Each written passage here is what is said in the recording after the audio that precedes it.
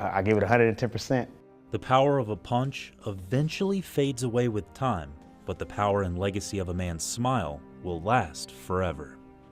He will be remembered for his smile, for his warmness, for his love, for his compassion. I never seen Jonathan without a smile on his face, which is not like a lot of boxers. I'm the one that gave him the nickname No Fear. He wasn't scared of nobody. And that's why we called him No Fear, because he was a good, gentle person outside of the ring, but when that bell rang, he was a different person. He'd take you apart and then help pick you up after after he knocked you down. Jonny No Fear Casimere was a champion when he stepped foot in the ring. His dreams of becoming a professional boxer were reality, but his biggest opponent wasn't the next man in the ring. It was something bigger. His name was cancer. Came in, even then, after he told me, he seen how it affected me, he was smiling.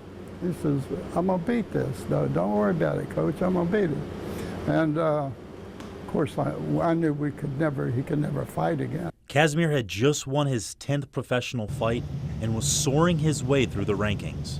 By the end of this year, he had the chance to be rated in the top 20 of professional boxing. That was the caliber fighter he was. He brought a devastating right hand and a left hook that would jar anybody. But he went in there with the attitude, there wasn't no other word other than winning.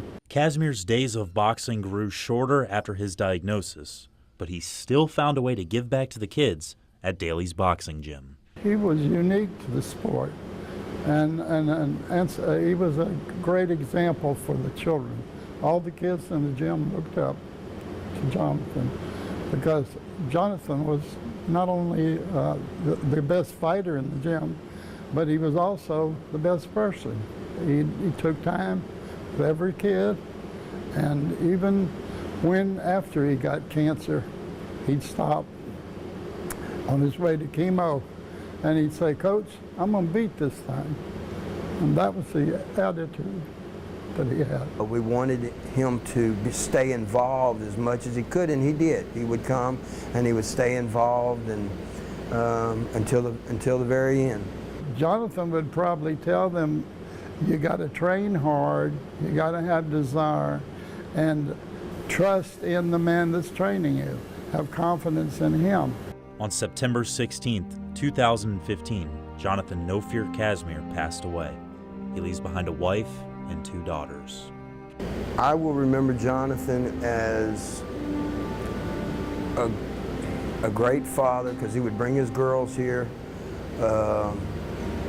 and a great fighter who could have done great things had fate not dealt him these cards. All I can say is I loved him like a son. He did anything I asked him to do with his training, and I hope that people realize that boxing's not an easy sport. It's a rough game.